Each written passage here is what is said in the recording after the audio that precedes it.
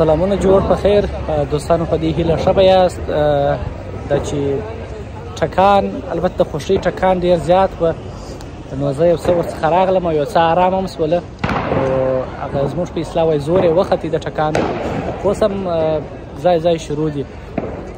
دا بون ښار دی، که څه هم بون نسبت نورو ښارو ته کوچنی و، خو لا هم زیات خلک راوتلي وو. او نن یې دغه د کال وروستۍ شپه په ډېر ټکانو سره ښه ولمانځله. او داسې ټکانو زما دپاره ډېر اول ځل و، ځکه یادونه یې ښه نه ده. په افغانستان کې موږ داسې خوږۍ په داسې ښه محفل او په ټکانو سره نه دي لمانځلي.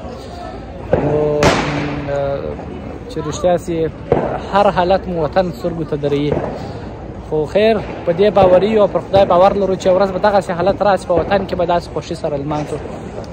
دا چې ډېر ټکان وسوله، ډېر خلک راغلي وو او رنګارنګ میلې هم جوړې شوي وې. په دا مرکزي ساحو کې بیخي د پښې ایښولو ځای نشته، او اوس هم خلک ورڅخه را روان دي. ځای خواته نورې میلې جوړې، بیخي ډېر خلک راغلي وو. او دا چې ما مخکې مې یادونه وکړه، بون یو کوچنی ښار دی، خو زیات خلک راوتلي وو. دا چې معلومات نه لرم چې په فرانکفورت، کوبلینز، کولن کې به څالي، چې هلته نو ډېر خلک راوتلي، هلته ډېر خلک ژوند کوي. خو لنډه به دا ووایم چې د کال د 2022 کال وروستۍ شپه او د 2023 کال پیل په ډېر ټکانو او خوښۍ سره وسو.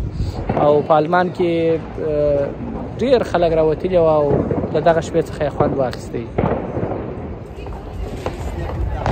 Wir haben auch uns ein bisschen was gemacht.